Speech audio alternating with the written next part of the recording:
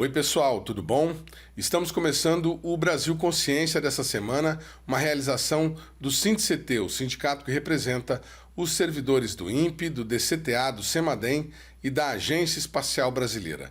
Muito bem, você que nos acompanha sabe que nesse programa nós mostramos diversas vezes e por meio de diversas fontes também quais foram as principais dificuldades do Programa Espacial Brasileiro nos últimos anos, entre elas talvez a mais importante, a falta de recursos e a irregularidade com que o dinheiro disponível sempre foi liberado. Isso causou diversos problemas, entre eles de planejamento, a dificuldade para os institutos de pesquisa e as empresas envolvidas de atingirem metas dentro dos projetos. Muito bem, essa situação perdura até hoje, mas na última semana o presidente Lula deu uma cartada prometendo uma virada no jogo do programa espacial. O presidente encaminhou ao Congresso um projeto de lei criando uma nova estatal brasileira. Desta vez, uma estatal voltada a projetos aeroespaciais. A ALADA vem aí e nós vamos falar dela daqui a pouquinho nesse programa. Antes, porém, a gente traz para vocês notícias sobre o CEMADEM, o Centro de Monitoramento e Alerta de Desastres Naturais, que fica em São José dos Campos. Para quem não sabe, o CEMADEM é o órgão responsável por emitir alertas para estados, municípios, defesa civil, diversos órgãos de controle sobre, por exemplo, problemas de deslizamento de terra, secas extremas, riscos hidrológicos, entre outros trabalhos. E o CEMADEM passaria por um grande projeto de expansão dos municípios monitorados. A ministra Luciana Santos esteve em São José e anunciou investimentos por meio do PAC para duplicar a capacidade de monitoramento do CEMADEM. A FUNCAT, a fundação que dá apoio aos institutos de pesquisa aqui da região, iniciou a licitação, mas, infelizmente, a licitação fracassou. Nenhuma das empresas que apresentou proposta foi habilitada e agora a FUNCAT terá que começar o processo novamente. A licitação para a compra dos equipamentos que proporcionariam a ampliação do CEMADEM foi iniciada em maio deste ano, um ano após a visita da ministra Luciana Santos em São José. As PCDs que nós já mostramos aqui no nosso programa são plataformas desenvolvidas pelo CEMADEM capazes de enviar uma série de dados sobre o local onde elas estão instaladas, como, por exemplo, umidade do ar, velocidade dos ventos, umidade do solo, volume de chuva, entre outras informações. Considerando o prazo decorrido na licitação que fracassou, a compra das novas PCDs que irão ampliar a capacidade de monitoramento do CEMADEM só deverá acontecer entre meados de fevereiro e março do próximo ano e possivelmente não estarão instaladas e operacionais no período crítico de chuvas no primeiro trimestre. Este, porém, não é o único problema que o CEMADEM vem enfrentando nos últimos dias.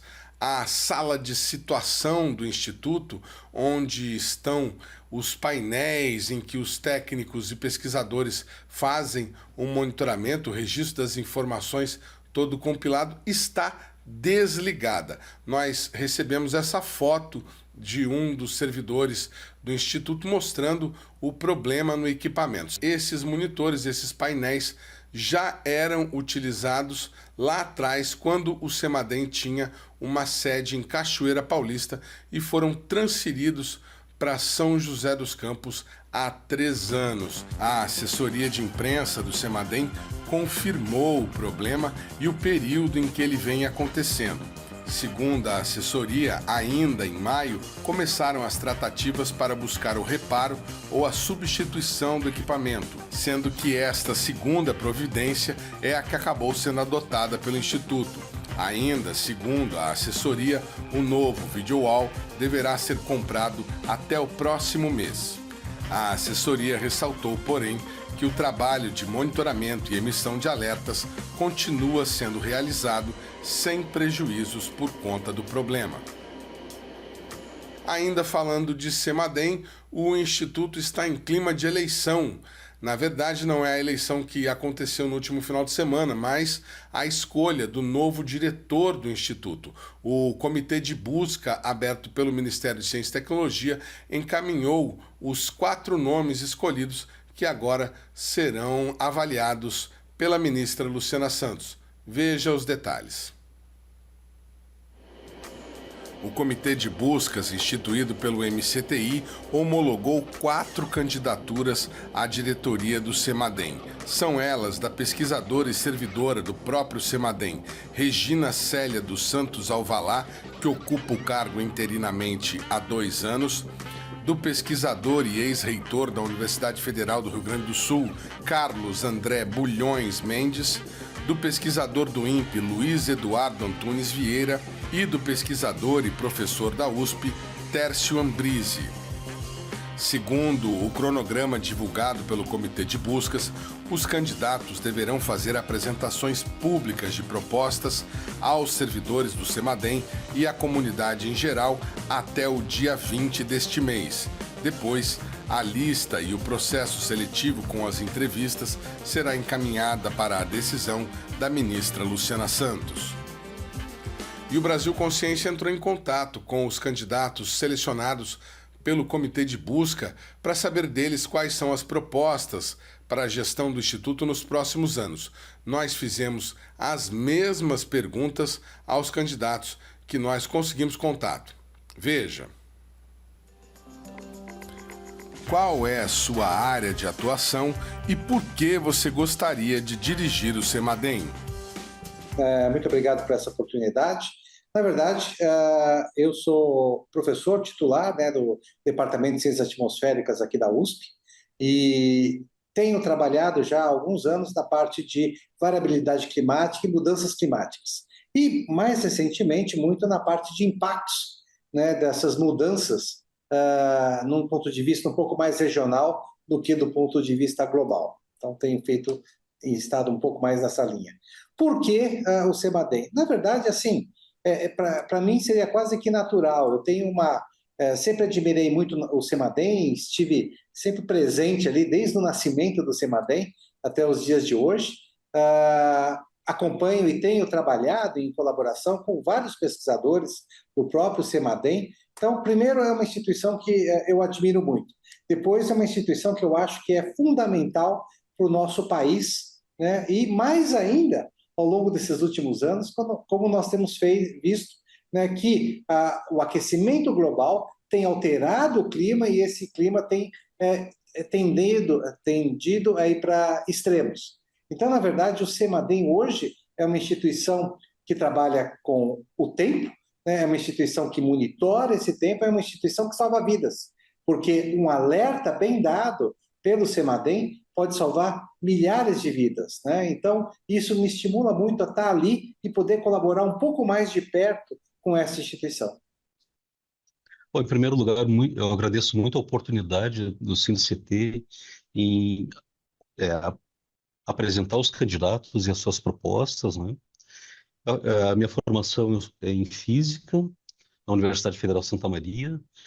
A seguir, eu fiz o mestrado e o doutorado no INPE, em Geofísica Espacial, atuando em diversas áreas de geofísica espacial, e principalmente em relação à previsão de tempestades magnéticas intensas e a variação do geoespaço como um todo. Eu realizei alguns estágios no exterior mesmo durante meu doutorado, tanto na NASA quanto no Laboratório da Marinha dos Estados Unidos, relacionado a estudos de tempestades geomagnéticas. A seguir, eu mudei um pouco o interesse da minha área de atuação para relações entre a Terra e Sol, tentando entender esse sistema como um todo e quais seriam os fenômenos naturais que poderiam estar relacionados com variações nos padrões climáticos, certo? É claro que é o consenso que existe a atuação humana é um fator predominante nas alterações dos padrões que a gente está observando agora, mas existem também fatores naturais que contribuem para essas variações em longa escala de tempo. Bom, é importante lembrar que também as observações do nosso sistema terrestre são devidas a interações da própria radiação eletromagnética. Por exemplo, se nós utilizamos sensores no espaço, a gente está utilizando luz refletida ou reirradiada pela pelos oceanos e assim por diante. Então, por isso a minha ênfase em todo essa interação, compreender como que o Sol varia e, eventualmente, como isso pode afetar o nosso sistema. E, é claro, o meu objetivo ao apresentar a candidatura para o CEMADEM é justamente contribuir para essa discussão. Exatamente o que nós precisamos monitorar em termos do nosso sistema terrestre, quais os efeitos e também o porquê que está realizando isso. Que tipo de garantias a gente quer em termos de saúde pública, em termos de infraestrutura, em termos de condições de curto e longo prazo. Então, é justamente nesse sentido que eu apresentei minha candidatura para o CEMADEM. Qual é, na sua opinião, o principal gargalo ou demanda do Instituto? É natural que a gente dê atenção para aspectos emergenciais, mas a gente também tem que considerar escalas e tempos diferentes. Por exemplo, se nós devemos ou não considerar como, para o monitoramento da instituição, variações em escalas de tempo de décadas ou centenas de anos, ou somente desastres que a gente identifica nas próximas horas, próximas semanas ou próximos meses. Porque, dependendo da escala que você identifica, podem ser realmente desastres imediatos, tem uma grande repercussão midiática, mas não necessariamente o impacto deles atua para uma grande quantidade de pessoas ou uma fração razoável da nossa população. Então, eu acredito que o principal ponto que a gente deve identificar nesses primeiros momentos da nova gestão é justamente revisar o que está sendo feito, como que o Instituto está atuando, revisar a disponibilidade de sensores. Isso é um ponto importante porque é uma instituição destinada a monitoramento e nós estamos desenvolvendo com novas tecnologias, a humanidade está desenvolvendo novas tecnologias, e, por outro lado, a instituição precisa manter constantemente a atualização de sensores. Sensores utilizados há 5 anos atrás podem não ser mais viáveis pela própria mudança de tecnologia. Isso é bastante normal, você perder capacidade de utilização de sensores que se tornam obsoletos com novos sistemas operacionais, por exemplo, novo hardware disponível.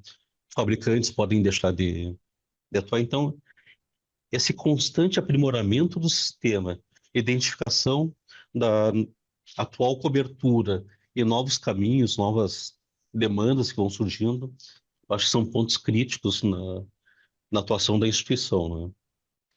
Olha, o CEMADEM, ao longo desses anos, tem crescido muito, né? Hoje, o próprio governo federal vê o CEMADEM como uma instituição muito importante, mas uma das coisas que, inclusive, recentemente a própria ministra mencionou é a parte de dados, né? Você precisa, na meteorologia, você precisa de dados para fazer não só uma previsão de tempo, eventualmente uma previsão de clima, mas no caso do CEMADEM, que você precisa fazer um alerta, né, de evento extremo, então ter esses dados é muito importante.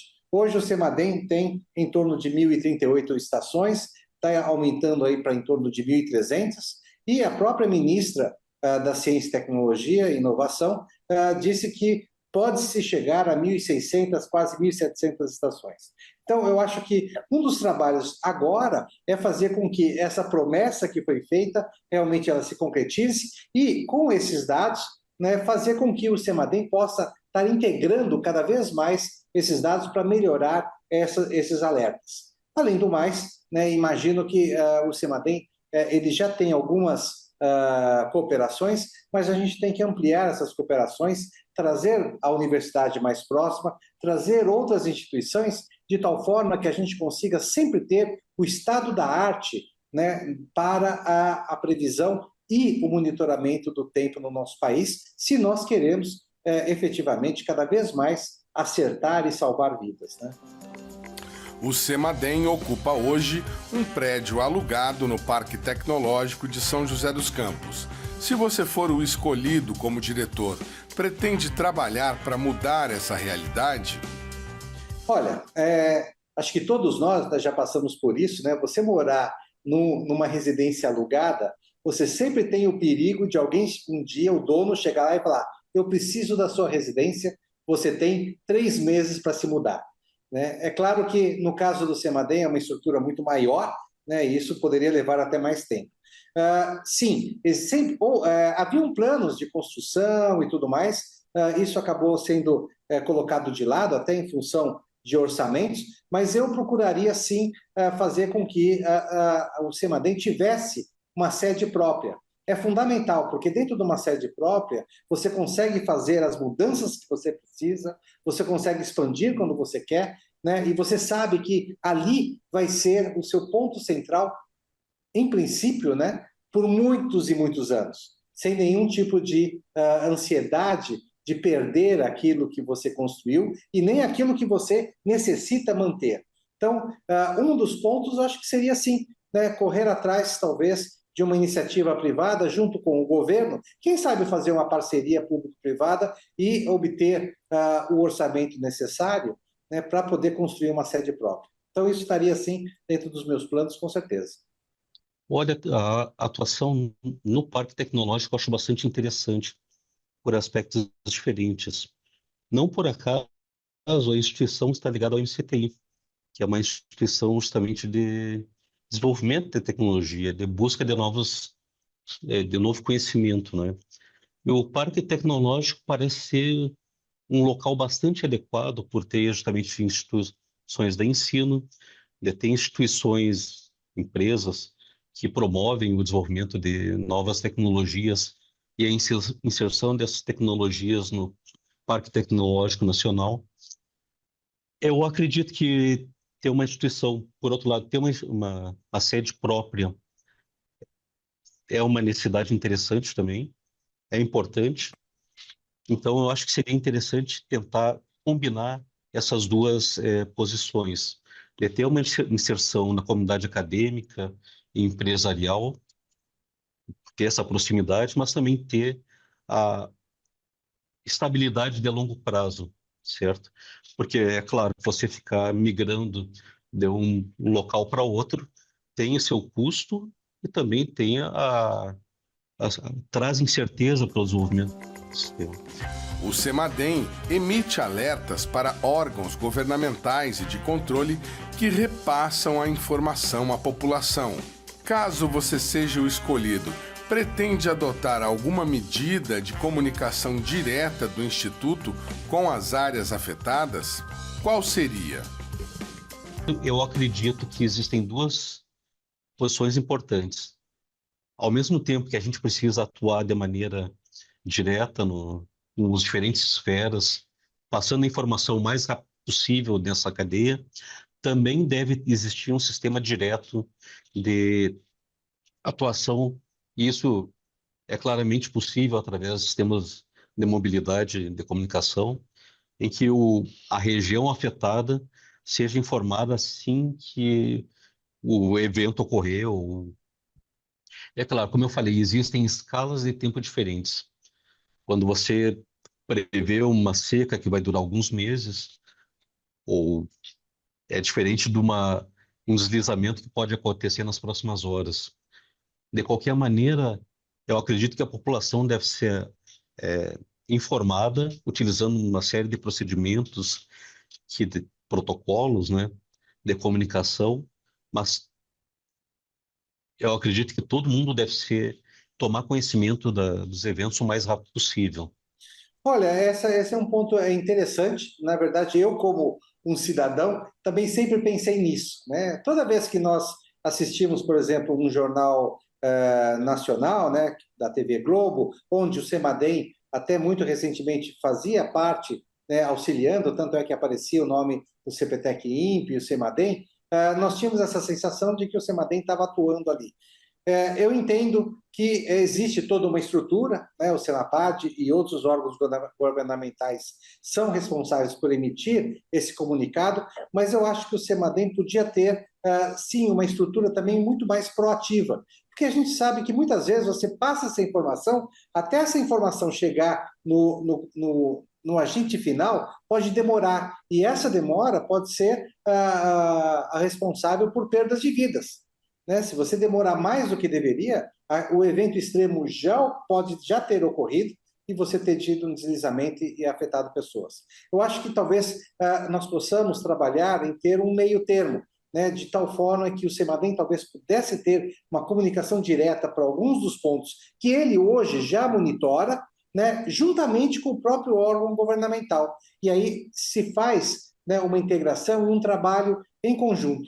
Então, eu acho que isso é uma coisa importante, porque você tem toda a razão, a população ela não conhece completamente o CEMADEM, né, mas sabe, muitas vezes, de que esse alerta é importante, porque toda vez que as mídias dão algum tipo de alerta, né, eles mencionam o CEMADEM. Portanto, é necessário que o CEMADEM seja conhecido, até para que a população sinta um pouco mais de segurança, né, quando ela ouve falar desses alertas. E aí, com isso, o CEMADEM também, né, vai estar sempre se firmando e sempre evoluindo, né, junto com, obviamente, com o apoio do governo federal, para poder ter, né, esses alertas cada vez mais precisos, né, cada vez mais pontuais, né, na hora da sua emissão. Regina Alvalá, candidata ao cargo e atual diretora interina do CEMADEM, não atendeu nossa solicitação de entrevistas. O candidato Carlos Eduardo Bulhões, ex-reitor da Universidade Federal do Rio Grande do Sul, não foi localizado para apresentar as suas propostas.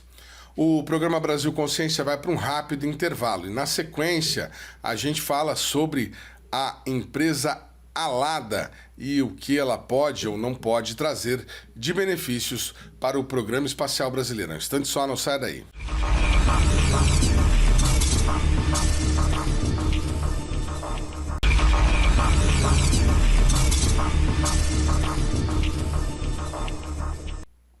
Estamos de volta para falar agora da notícia da semana. O presidente Lula assinou na última quinta-feira, dia 3, um projeto de lei para criar uma empresa estatal da área aeroespacial. A Empresa de Projetos Aeroespaciais do Brasil S.A., também conhecida como ALADA. Segundo a comunicação oficial do governo, o objetivo da criação da empresa é explorar economicamente a infraestrutura e navegação aeroespaciais e atividades relacionadas ao desenvolvimento de projetos e equipamentos aeroespaciais. A nova empresa será subsidiária da Nave Brasil, outra estatal criada durante o governo Bolsonaro, e também ficará responsável pela realização de projetos e atividades de apoio ao controle do espaço aéreo. Ainda de acordo com a comunicação oficial, a criação busca autossuficiência do Brasil em materiais aeronáuticos, espaciais e bélicos e poderá minimizar a forte dependência de fornecedores estrangeiros, especialmente para materiais que envolvem tecnologias sensíveis e que sofrem restrições para exportação por critérios políticos dos governos de seus fabricantes. A proposta da criação não é exatamente nova. A criação de uma empresa estatal com o nome de Alada vem sendo desenvolvida dentro do DCTA pelo menos desde 2016. A proposta, a princípio, parece interessante, mas esbarra em alguns entraves, principalmente considerando o histórico do Programa Espacial Brasileiro. Conforme já mostramos aqui em nosso programa, os investimentos no programa espacial sempre estiveram aquém dos pretendidos pelos projetos, o que acabou, em muitos casos, prejudicando o desenvolvimento ou mesmo encerrando a iniciativa, como é o caso do VLS, abortado depois de diversas tentativas, e do motor L-75, que nós mostramos na edição passada do programa. O anúncio da nova empresa não veio junto de informações sobre disponibilidade orçamentária ou sobre pessoal que será integrado ao projeto. Nós tentamos obter uma cópia junto ao Congresso Nacional, mas a informação da assessoria de imprensa é de que o projeto ainda não foi protocolado oficialmente. Nem a Secretaria de Comunicação da Presidência e nem a Casa Civil souberam nos explicar ou fornecer uma cópia da iniciativa. Em meio a tantas incertezas, consultamos o especialista José Bezerra, servidor aposentado do IAE, que nos deu a seguinte entrevista. O release que eu te enviei, não sei se você viu, ele está dizendo que o projeto foi encaminhado ao Congresso. Acontece que eu liguei no Congresso, na secretaria, e lá não chegou projeto nenhum. Então, assim, já começou bem, né? Mas veja, vou te dizer qual é a minha opinião, entendeu? Assim, minha opinião geral disso tudo. Tudo irrelevante.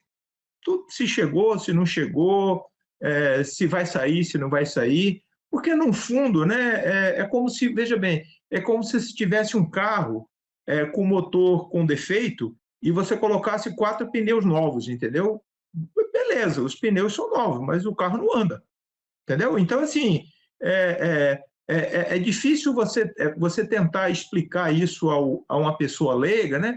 Porque, no fundo, é o seguinte, Edmond, as pessoas elas tentam, né, de boa vontade, acreditar em algo. Né? É muito difícil você estar sempre naquela posição de dizer que isso não vai dar certo, isso é mais uma iniciativa que natimorta, entendeu? Essa posição sempre cansa um pouco, entendeu? Cansa a mim, né, que estou sempre dizendo isso, e certamente cansa um pouco aqueles que querem ter uma esperança, né? Só que, assim, o meu conhecimento, a minha experiência, a minha idade dizem que é mais uma coisa que é para ser falada, mas que não é para ser feita, né? Se você pegar aqui, eu até peguei aqui, deixa eu ver se eu consigo ler aqui, que houve, né, uma reunião, acho que foi em junho deste ano, lá em Alcântara, se não me engano, tá? E eu vou ler aqui o parágrafo que eu copiei e mandei para mim mesmo. Então, vamos lá. Os temas apresentados no encontro envolveram os produtos e serviços oferecidos pela LADA, como modelo de negócios, foguetes suborbitais, motores aeronáuticos e VLN, lançamentos espaciais, offset, obtenção de patente e projetos de implantação e atualização do CICEAB, que eu não sei o que é. O momento também propiciou abordar o conceito do Complexo Espacial Brasileiro, o SEBRA. Então, na verdade, né, cara, assim, vou dizer do que eu sei. Modelo de negócios, essas pessoas não têm nenhuma capacidade de desenvolver nenhum modelo de negócios, né? Provavelmente são as mesmas pessoas que desenvolveram o modelo de negócios da ACS, tá? Ou seja, se não são as mesmas pessoas, porque nós estamos falando de décadas distintas, né? São grupos a mesma escola da própria aeronáutica que utilizam metodologias que já são basicamente ultrapassadas, entendeu? Pelo mundo atual. Então, são conceitos do século passado aplicados ao século presente, né? Então, essa é uma questão básica. É o mesmo blá, blá, blá. Bom, foguetes suborbitais, observe, é só olhar o seu histórico aí de programas neste canal e você vai perceber o seguinte, que foguetes orbitais são esses? Eu li uma notícia, me mandaram, né, que vai ser lançado um VS-30 de Alcântara com a carga inerte, ou seja, isso é patético, entendeu? A gente não fazia isso no século passado. Veja, século passado, não é ano passado. Século passado. E aí, em 2024, você diz para mim que vai lançar um VSB-30, um foguete, desculpe, um VS-30, VS-30, um foguete monoestágio, sem carga útil. Assim, qual é a finalidade disso? Do que nós estamos falando? Assim, o que você quer comercializar? Qual é a evolução disso no mundo, entendeu? No CLBI que você fala, na Barreira do Inferno? Sim. Como Eu vi essa notícia. Então, observe, quando você junta isso tudo, né, eu estou só tentando justificar, né, por que a gente fala que isso tudo é natimorto, né? Até esse projeto da Lada tem 10 anos já, pelo menos, entendeu? Assim, se isso é tão essencial para a soberania nacional, para o desenvolvimento brasileiro, você me desculpa, mas não dá, né? 10 anos, cara. 10 anos é uma década, entendeu? Aí fala em motores aeronáuticos. Não me consta que o Brasil tem motores aeronáuticos. Aliás, o Lula, quando esteve aqui no IAE recentemente, né, o presidente da República, ele questionou um cidadão lá, porque, na verdade, ele quis visitar o IAE para tratar deste motor, né? E, aparentemente, ficou só na vontade do presidente, né? Ou seja, ele não deve ter ouvido nenhuma resposta que o animasse a prosseguir com a conversa, né? Então, também não tem. E o VLM, você me desculpe, o VLM também tem mais de uma década, né, que se fala nele, né? Então, assim, quando você olha a lista de produtos aqui, lançamentos espaciais, vai lançar o quê? De quem? Sabe? Tem um lançamento programado aí, eu acho que de um foguete coreano, mas vai morrer nisso, entendeu? É o que vai dar. Então, quer dizer, então se tenta vender um discurso que não tem base alguma. E, obviamente, né, o desinteresse, né, pelas atividades espaciais no Brasil, inclusive o desinteresse governamental e aí do Estado, né, que são diversos governos, já está patente, né? Não há nenhum interesse. Você acaba de produzir neste canal aqui um programa sobre o orçamento do Programa Espacial Brasileiro, né? Ele é literalmente inexistente. Orçamento para a construção de pontes, né? Talvez nem viaduto, né? Viaduto é alguma coisa mais cara, mas para a construção de pontes. Então, do que nós estamos falando, entendeu? Assim, fica difícil você tecer um comentário, tecer uma crítica. E outra coisa, é tudo muito fechado. Você olha a fotografia, né, desse encontro que eles realizaram, só tem militares. Então, tipo assim, o senhor falou, eu bato continência e obedeci. Não há discussão, não há o contraditório, não há possibilidade de melhorar o que lá está, ou até de se dizer claramente que, olha, esse modelo de negócio está furado. E assim era o modelo de negócio da CS, também tinha modelo de negócio. E deu no que deu. A Lada é muito importante, porque é a empresa que vai nos ajudar a alavancar esse programa espacial brasileiro. Ela vai atuar em vários campos, especialmente em tudo ligado à infraestrutura aeroespacial. Nós vamos fazer lançamentos de foguetes, contratar empresas, trabalhar com offset, trabalhar com contratos, desenvolvimento, retenção de recursos humanos. Então, são uma série de produtos muito importantes para o programa espacial brasileiro. Hoje aqui nós fizemos uma reunião onde colocamos todos os atores que têm alguma atividade ligada à Lada para que eles conheçam e conheçam com os outros, todos trabalhando juntos, podendo debater o que nós temos de mais positivo, pontos a melhorar em relação à empresa. E você vê que o debate foi sensacional. Então, quer dizer, na verdade, a gente vive um faz de conta, né? E a aeronáutica, bom dizer, vive um grande faz de conta, há muito tempo, né? No momento que nós estamos falando aqui, eu devo dizer para você o seguinte: o Instituto de Aeronáutica e Espaço, que é a principal, ainda é a principal organização brasileira que desenvolve foguetes orbitais e que tem conhecimento, né, na área de veículos lançadores, está trabalhando quase que meio expediente, né? Então, assim, eu me referi aqui, talvez o ano passado, eu não me recordo, mas num bate-papo desse contigo, que o IAE, né, o Instituto de Aeronáutica e Espaço, que é de responsabilidade da aeronáutica, ele já estava na última fase de existência dele, né, e que ele se tornou irrelevante, né? E todas essas ações que a gente vê da aeronáutica está implícita a irrelevância do IAE. O IAE não é citado em nada. Se você pegar o PNAE, o último PNAE, que é o Programa Nacional de Atividades Espaciais, se você pegar a versão PDF, você não precisa ler, né? Hoje, com esse sistema eletrônico, é muito fácil. Você dá lá um Ctrl F na versão PDF e coloca lá IAE. E veja quantas vezes você vai achar essa palavra IAE, que é o Instituto de Aeronáutica e Espaço.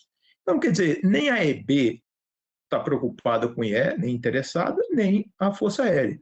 E aí agora quer se construir um algo novo, mas é um algo novo baseado em ideias velhas, ultrapassadas, antigas, num sistema hierárquico em que o manda e todo mundo tem que obedecer, porque esse é o sistema militar. Isso não dá certo, isso tem que contar com a participação de pessoas com conhecimento, com clareza de ideias e com a capacidade de contrapor a essas ideias bastante antigas e ultrapassadas e que não darão fruto algum para o país. Isso é o mais triste para mim, né? Então, nós estamos aqui gastando tempo, isso vai para o Congresso, vai ser aprovado, mas é dinheiro do orçamento que vai ser, mais uma vez, mal utilizado, porque em um dos artigos, dos poucos que eu consegui ler a respeito desse assunto, né? Aí você cria uma diretoria, aí tem um presidente, aí tem um vice, tem vários diretores, você tem o pessoal do staff, né, da administração, secretários, tudo isso são custos para a União. Em troca de quê? Em troca de quê? O que isso vai acrescentar ao país? O que isso vai acrescentar à aeronáutica? Essas perguntas precisam ser respondidas, né? Os agentes responsáveis pela elaboração desses planos natimortos, eles precisam responder por aquilo que eles produzem. Essa é a maluquice, né? Como você falou, a gente produziu agora há pouco um programa com informações do Instituto Sou Ciência, analisando o orçamento da Agência Espacial Brasileira, dizendo que em 2022 o orçamento foi menor do que o orçamento de 2002. Uma semana depois a gente produz um programa com bases num trabalho de um militar que era diretor no IAE, dizendo que o orçamento que o IAE recebeu um pouco antes, até 2018, nunca ultrapassou a casa dos 20% daquilo que era pretendido, daquilo que era necessário para desenvolver as atividades. Nesse mesmo trabalho está lá dizendo que para desenvolver as 44 tecnologias críticas consideradas necessárias para o foguete, e eu nem estou dizendo que se alguma delas foi desenvolvida aí nos últimos 5 anos, não sabemos dizer se isso avançou ou não, mas a informação que a gente tem é que não ultrapassa 10% da lista das 44, conseguiram arrumar umas 4. Está precisando de 142 milhões de dólares, quase 770, um pouco mais de 770 milhões de reais.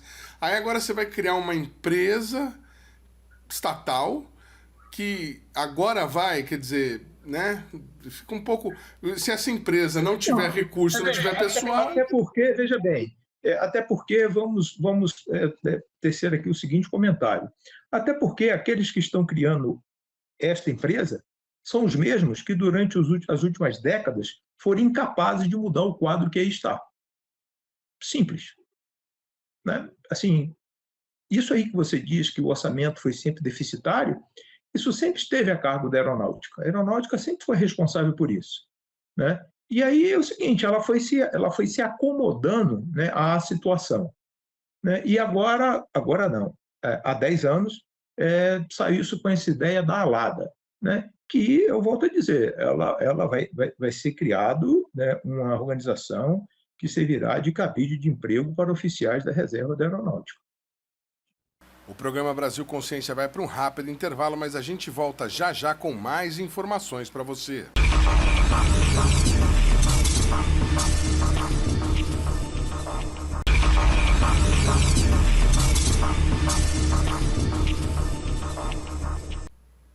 No meio de tudo isso, a gente tem a aeronáutica investindo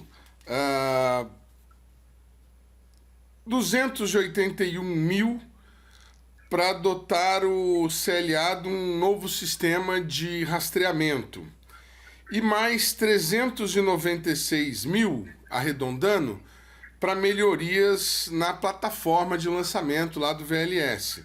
Além disso, né, o teste que ia ser realizado com o motor S50, o teste em banco que estava previsto para junho, que veio um representante da EB no nosso programa e disse que o cronograma estava mantido, aí chegou junho e a aeronáutica disse que iria suspender, que ia acontecer só no ano seguinte. A gente não tem uma posição oficial da aeronáutica, enviamos uma série de perguntas para eles, mas conseguimos um documento. Houve uma licitação realizada no mês passado, finalzinho do mês passado, a contratação por R$ 94.855, de uma empresa chamada Original para fazer uma reforma na ponte rolante de onde se faz o teste em banco lá na usina Coronel Abner. Então, note, a gente já tinha trazido aqui no programa que em dezembro, o último, tiraram 4 toneladas e 100 mil quilos de propelente que estava espalhado no chão da usina. Depois, o presidente da AEB disse que a questão lá é problema de segurança. E agora a gente tem 3 meses depois do que estava previsto para realizar o teste, eles fazem a contratação de uma empresa para fazer manutenção no MUNC, no tratorzinho lá da ponte rolante. Quer dizer, isso pode dar certo de alguma maneira? Não, então, você já tem a resposta, né? É isso, né? Então, assim, as coisas são apenas para serem ditas, né? Não é para serem feitas, porque, ao final, é como se já houvesse uma desculpa pronta, né?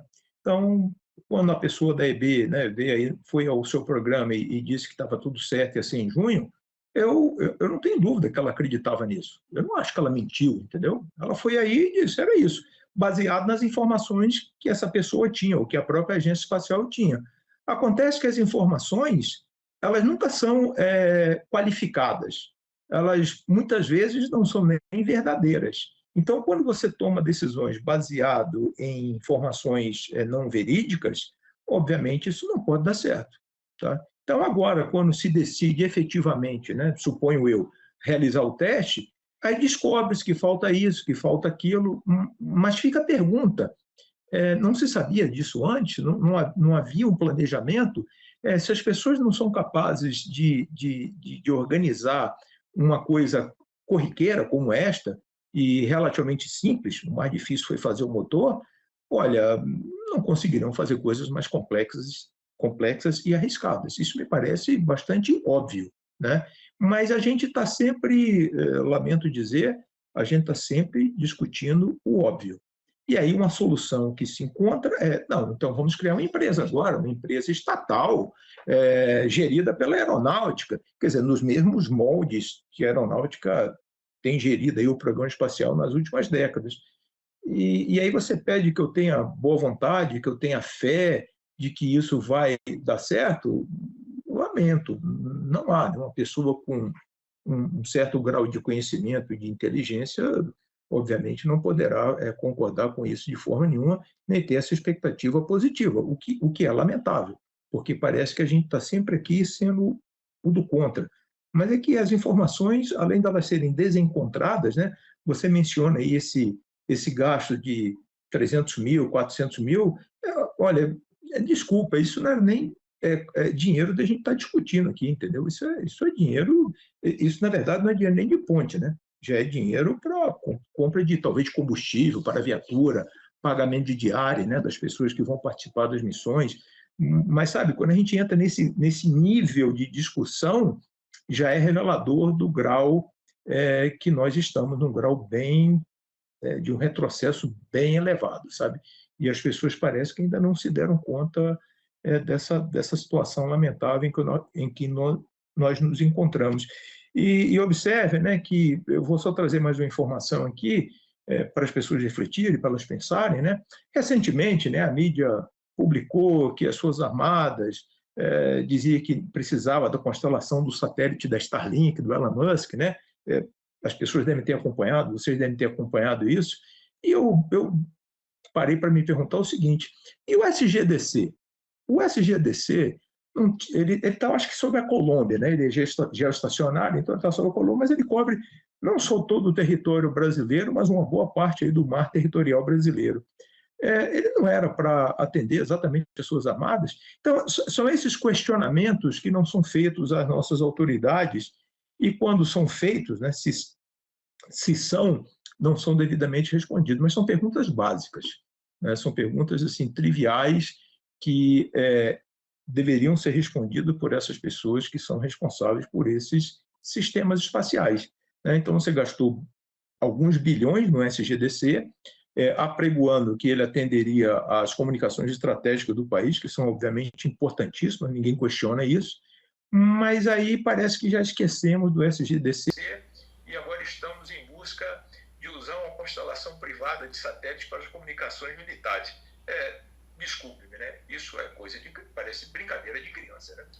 Sobre essa questão especificamente, nós enviamos solicitação de informações sobre a capacidade do SGDC de fornecer internet tanto quanto para as Forças Armadas, quanto para o Programa de Universalização da Internet nas Escolas Brasileiras, ao Ministério das Comunicações, à Anatel, ao Ministério da Educação e também ao Comando da Aeronáutica. Ninguém nos respondeu o porquê o SGDC não supre a necessidade. Nós aproveitamos uma visita da ministra ao INPE, ela visitou lá a parte do LIT que foi ampliada, melhor dizendo, justamente para fazer a integração dos próximos SGDC 2 e 3 e disse a seguinte frase, veja. A senhora vai visitar daqui a pouquinho o LIT, um laboratório que foi ampliado durante a gestão do governo Lula, a segunda gestão, para a integração dos satélites SGDC 2 e 3. E hoje o Brasil está sendo chantageado por um empresário internacional, dono de um sistema de internet, que está fazendo um embate político.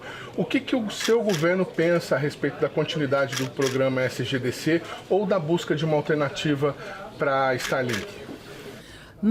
Eu tenho inclusive conversado isso com o Clésio. Nós temos que poder, não é, desenvolver satélites próprios brasileiros. Nós temos o nosso SGDC, que é um satélite nacional, ele foi comprado, que nos ajuda.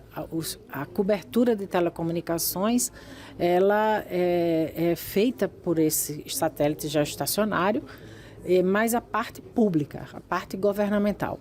A parte que é comercial são satélites privados, né? Entre eles a do Starlink.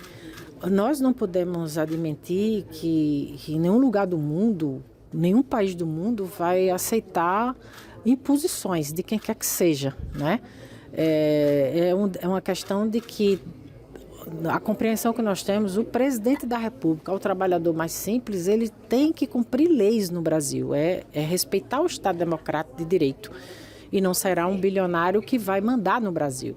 E por isso mesmo eu corroboro com as medidas, né, do Supremo, né, de poder defender a autonomia, a soberania nacional, e ao mesmo tempo nós criarmos as condições para diminuir essa dependência. Aliás, essa é a grande agenda dos países do mundo. Nós vimos isso na Covid, vimos isso na guerra da Ucrânia, que a gente depende dos fertilizantes, ou seja, há hoje no país o entendimento que essa lógica, essa globalização, ela existe, ela precisa ser para o bem, ela não pode ser uma globalização para o mal, ela precisa ser a globalização com espírito de cooperação e não com imposição de interesses econômicos de uma nação sobre a outra. O entendimento que nós temos é que cada vez mais os países buscam a sua autonomia, buscam integração regional para exatamente diminuir essa dependência que é inconteste que ela é nefasta, né? E é por isso que nós estamos debatendo, né, de como eu tive na Telebrás com o presidente Lula, visitei a Telebrás, o presidente tirou a Telebrás do processo de privatização. E nós estamos iniciando, até mesmo esses satélites geoestacionários que nós vamos operar, ele vai poder ajudar nisso, mas nós temos pressa, porque esse é um assunto porque tem um satélite de baixa órbita, são questões que nós vamos ter que, de maneira muito célere, apresentar soluções de modo a gente ter mais autonomia nas telecomunicações. O mundo da internet ele não pode significar um ambiente de criminalidade como a gente vê. Isso desde os direitos individuais, a própria inteligência artificial, ou seja, as tecnologias elas precisam ser inclusivas, elas precisam ser do bem. E elas não podem ser usadas como nós assistimos, infelizmente, hoje em toda parte do mundo de maneira indevida, subjugando ou até mesmo criminalizando desde a prostituição infantil, não é, passando pelas democracias. Nós temos que reagir e fazer com que se estabeleça governança, né, regulamentos, desde que não iniba a criatividade, a imaginação, a inovação, mas é preciso ter regras porque isso fere direitos fundamentais, até da vida das pessoas. Então, esse é um limite que nós compreendemos necessário e por isso nós estamos estudando providências emergenciais para melhorar a nossa autonomia nas telecomunicações também. A senhora não era ministra, não é responsabilidade da senhora, mas quando o SGD1 foi lançado, a informação era de que ele iria suprir a demanda de internet em comunidades remotas e de atendimento às necessidades militares. Hoje a gente vê que essa não é uma realidade. As Forças Armadas estão contratando, inclusive a Starlink, e o SGDC não atende a meta do governo de 180 mil escolas conectadas. A senhora disse que vai operar esse satélite, ou seja, vai ter SGDC 2 e 3, mas vocês estão estudando outras medidas, é isso? Provavelmente, é claro que isso é uma decisão do presidente Lula, né? Nós vamos olhar nas nossas unidades, isso a gente entende como algo de governo, né? Que envolve vários atores, envolve o Ministério das Comunicações, envolve a Defesa, envolve o nosso Ministério da Ciência e Tecnologia, envolve nossas unidades de pesquisa. Nós temos expertise em fazer satélites e isso não é qualquer coisa. Isso foi um processo que foi desde a década de 80. Então, isso por si só é um ponto de partida extraordinário. O SGDC, ele desde o início, ele teve esse princípio, foi em 17 que ele foi lançado, ele tem esse princípio de atender, levar internet, né, e levar a banda larga para áreas remotas e é processual, né, vem atingindo mas ele ainda não é o suficiente. Nós precisamos ampliar essa cobertura de telecomunicações. Por isso que são, muitas vezes, um satélite geoestacionário ele não vai dar conta desse desafio. E nós temos que, portanto, fazer esse estudo. Quais são as possibilidades e qual é o modelo que nós temos que ter de modo a garantir essa banda larga para todos e todas. Ele, como eu disse, ele tem uma proposição originária governamental, mas nós precisamos ir um pouco além, não é? E é essa nossa determinação de apresentar soluções que aumentem, né, a nossa autonomia.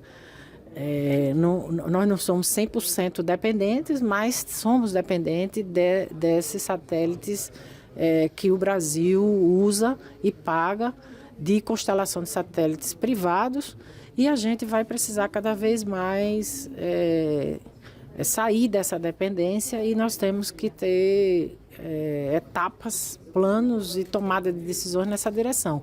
Mas o presidente Lula está convicto dessa necessidade. O Brasil, um país desse tamanho, continental, não tem por que depender, né, das injunções, né, ou da ideologia de quem quer que seja. O que move o nosso governo é defender o interesse nacional e o interesse público. E não será ninguém que vai decidir por nós o que nós vamos fazer ou deixar de fazer. Uma última pergunta sobre a ALADA. O acompanhamento que a gente tem,